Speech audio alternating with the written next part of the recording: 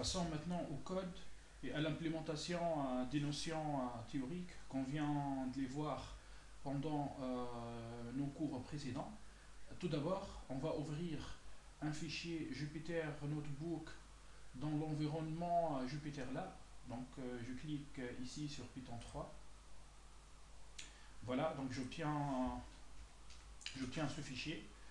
Je peux changer le nom de ce fichier en cliquant sur le titre avec le bouton droit. Je fais rename notebook. On va écrire code à la fin S, DC Geometry.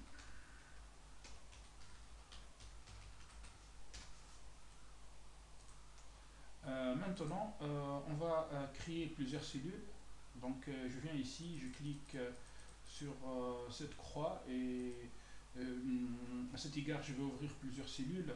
Pour la première cellule, je vais changer sa nature. Donc, de code, je vais passer à Markdown. Et là, je vais mettre hashtag ou bien deals et je vais écrire implémentation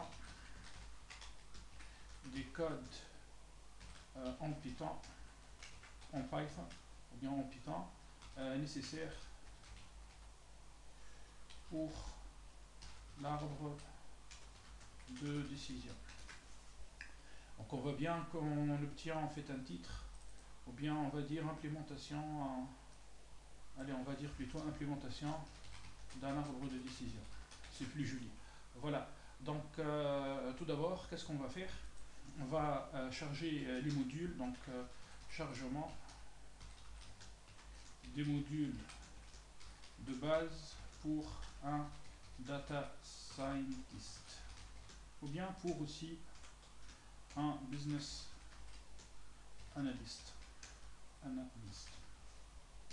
Donc tout d'abord, en fait on va utiliser une commande magique, c'est matplotlib inline. Donc j'écris ici attention, ceci est une commande magique. En fait, il s'agit pas en fait d'une commande Python, mais d'une commande IPython.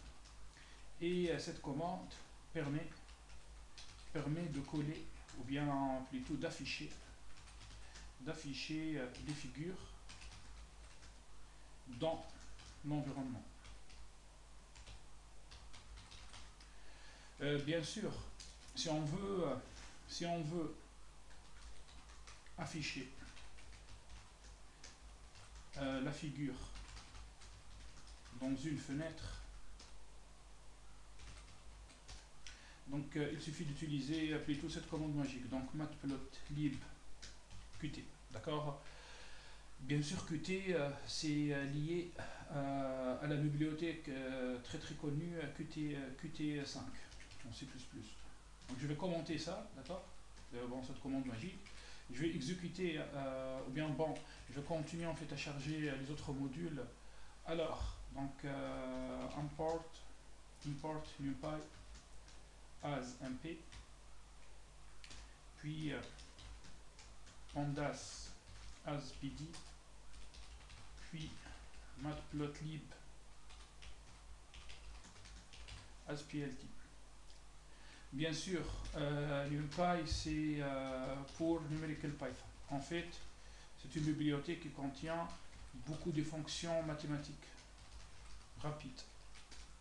Pandas, cette bibliothèque, c'est pour panel data. Pandas, c'est-à-dire panel data, permet de charger les données. Chargement des données. Ou bien, disons, chargement et traitement des données. C'est-à-dire, on peut faire notre ETL, notre extract, transform, load. Ce process, on peut le faire avec Pandas, avec la technologie Python. Matplotlib, en fait, c'est un module graphique. Donc, avec ces trois modules, on va aujourd'hui, en fait, exceptionnellement, on va charger la bibliothèque SciPy, c'est Scientific Python. En fait, c'est un module qui contient des modèles, des fonctions mathématiques très très poussées, plus poussées que les fonctions qui se trouvent dans NumPy. Donc des fonctions qui permettent d'intégrer une équation différentielle, de calculer une intégrale, de résoudre des équations algébriques, de trouver la solution d'une équation f de x égale à 0, et ainsi de suite, ainsi de suite. Et ben, parmi les sous-modules de SciPy, on trouve Stats. C'est-à-dire, c'est un module qui contient presque tous les tests d'hypothèses statistiques et qui permet de faire beaucoup de choses. On va l'utiliser aujourd'hui. Donc, je fais Shift Entrée, j'exécute cette fenêtre. Maintenant, bon, j'attends un peu. Maintenant, qu'est-ce qu'on va faire? En fait, on va charger les données. Donc, chargement des données. Ok, donc je vais écrire df pour data frame, pd. Donc, j'utilise la bibliothèque pandas, appelée pd, alias pd. Donc, pd, il suffit de cliquer sur, je fais point, je clique sur tabulation. Donc, on va obtenir presque toutes les fonctions qui se trouvent, ou bien plutôt je vais faire read CSV directement, je vais faire plutôt read CSV, voilà. Donc on voit bien que Pandas permet de traiter ou bien de communiquer avec plusieurs types de fichiers, des tables, des fichiers SAS, des pickles, des requêtes SQL, et ainsi de suite. Nous en fait on va utiliser read CSV. Et le fichier ça s'appelle PlayGolf. En fait il existe deux méthodes pour charger un fichier, c'est-à-dire soit je viens ici et je spécifie le chemin d'accès du fichier. Donc je vais vous montrer le chemin d'accès. Donc pwd play pwd, le fichier ça s'appelle playgolf. Pwd, voilà. Donc mon fichier c'est playgolf.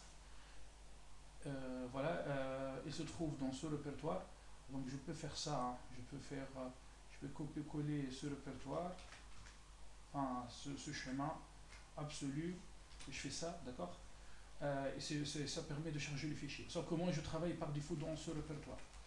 Il existe en fait une deuxième technique plus simple. Il suffit en fait de cliquer ici sur File Browser, d'accord. Puis on vient ici sur Upload Files, on clique et on va aller chercher le fichier, d'accord. Ok. Donc, allez, je vais fermer ça. Mais maintenant, bon, je fais Shift Entrée. Donc, tiens, on vient de charger les données. Donc, nous avons chargé les données qu'on a utilisées pour illustrer l'algorithme de l'arbre de décision. Donc, il s'agit en fait de 14 lignes, de 14 observations. On commence à partir de 0. En fait, Python travaille comme C++ et comme Java. Et nous avons 5 colonnes, donc une colonne, une variable cible, target variable, et 4 variables indépendantes, ou bien on dit aussi explicatives.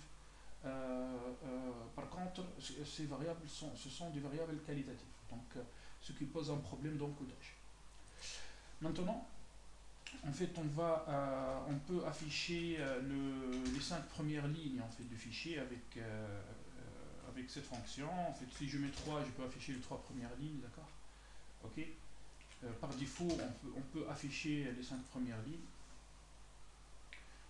Bon, ces fonctions en fait permettent de regarder est-ce qu'il y a des données corrompues. Avec tail, on peut aussi afficher les 5 dernières lignes par défaut.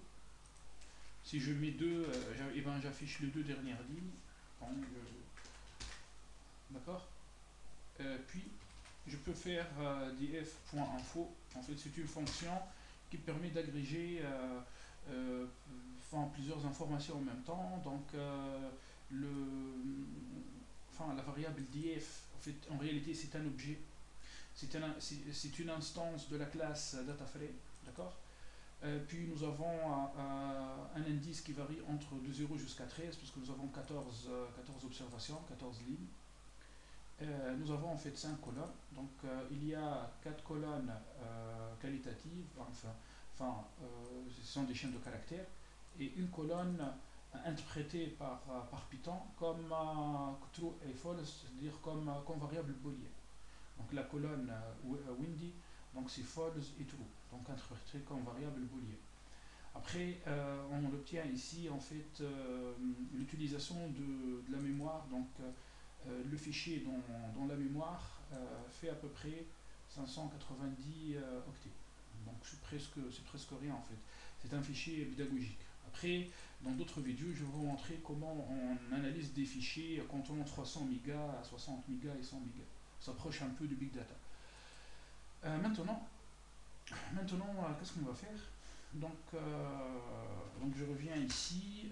L'idée est d'appliquer l'arbre de décision et nous avons remarqué qu'afin d'appliquer cet algorithme, il faut tout d'abord calculer l'entropie sur la variable cible, d'accord? Donc je vais changer la nature de cette cellule. Je vais mettre ici deux hashtags, ok? Je vais écrire application de l'algorithme d'arbre de décision. Donc, je mets un tiret et je mets 4 étoiles, d'accord? Bon, je vais agrandir un peu.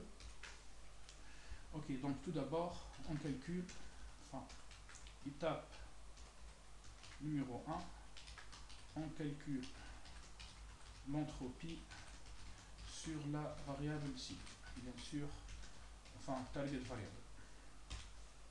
Bien sûr, en fait, on est bel et bien dans le cas d'un apprentissage supervisé, donc il faut avoir une variable cible. Étape numéro 2, on calcule l'entropie, laissez-moi écrire plutôt l'entropie croisée. L'entropie croisée, on peut dire ça, hein, ou bien entre deux parenthèses, je vais écrire plutôt cross entropy en anglais. Cross entropy, en fait, il s'agit d'une entropie entre deux variables. L'entropie croisée entre les variables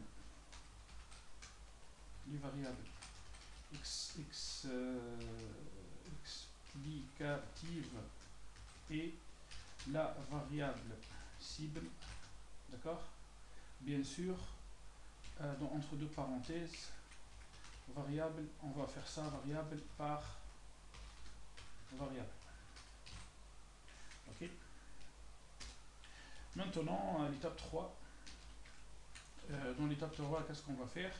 Donc, dans l'étape 3, on calcule le gain en information. En fait, le gain en information est simple, c'est l'entropie de la variable cible moins l'entropie croisée. Ok? L'étape numéro 4, bien sûr, on calcule, laissez-moi écrire plutôt les gains en information, car là, nous avons 4 variables explicatives. D'accord? Donc, l'étape numéro 4, on choisit, bien sûr, la variable explicative ayant la plus grande,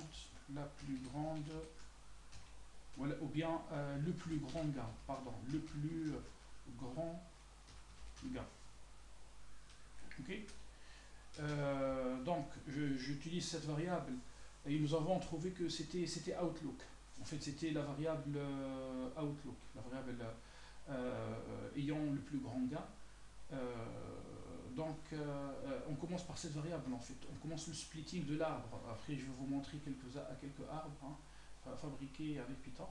Donc, je commence l'arbre. Je mets dans la racine de l'arbre cette variable. Et puis, en fait, on va se baser sur cette idée de récursivité, la structure récursive de l'arbre. Et puis, on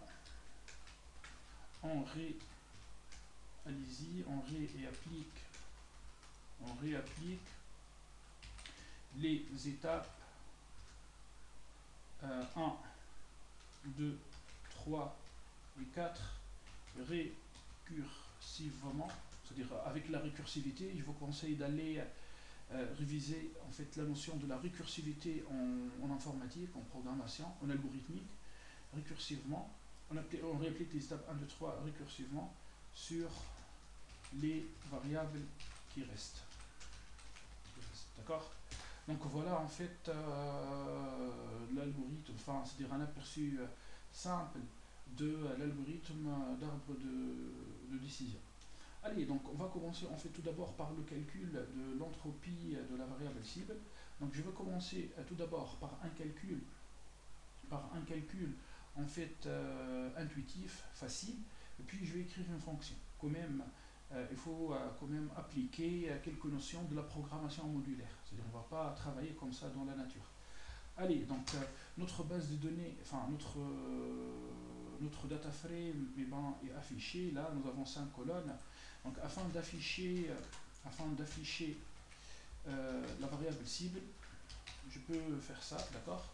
Donc là, j'obtiens en fait ma variable cible, donc qui contient en fait 14 observations. Je peux faire shape, d'accord. Donc voilà, j'ai 14 observations.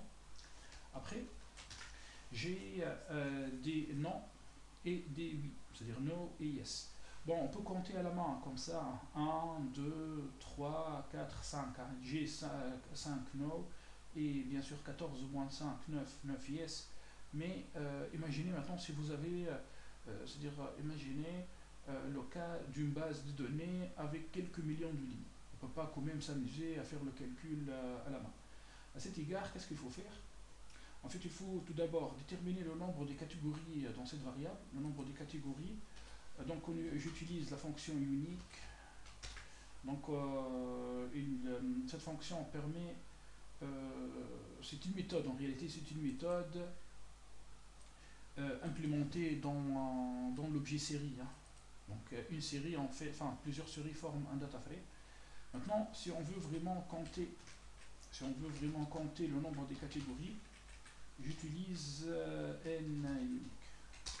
Voilà, donc nous avons en fait deux catégories et les catégories sont no et yes. Bon, maintenant on va compter. On va compter en fait le nombre de no et le nombre de yes.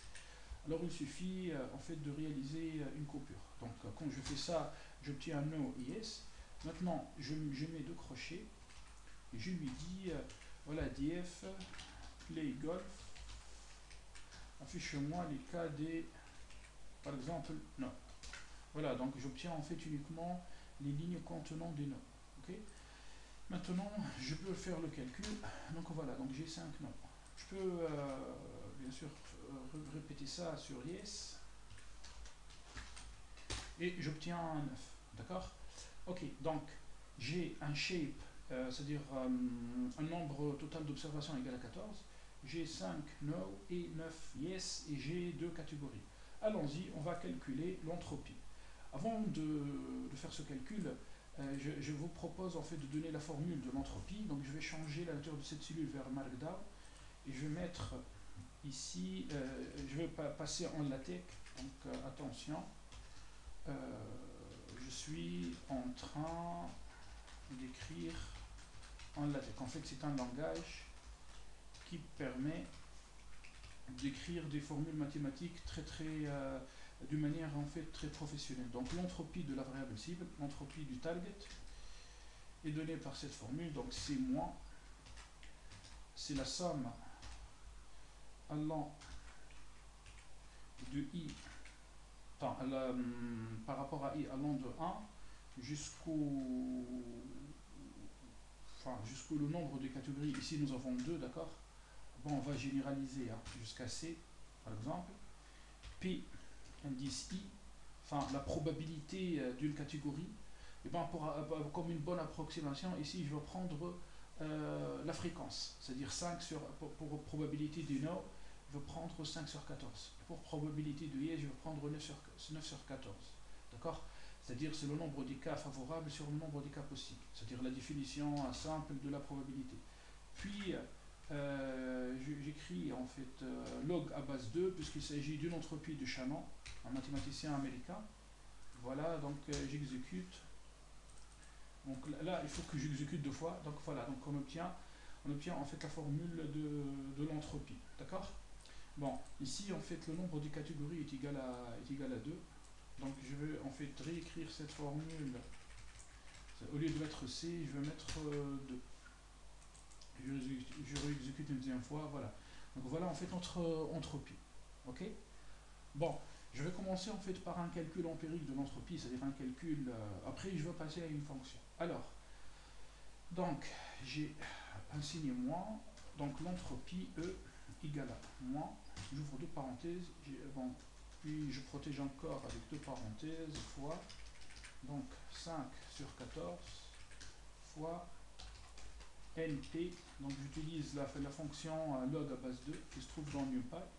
Ok, donc je mets 5 sur 14 plus 9 sur 14 fois np.log de 2.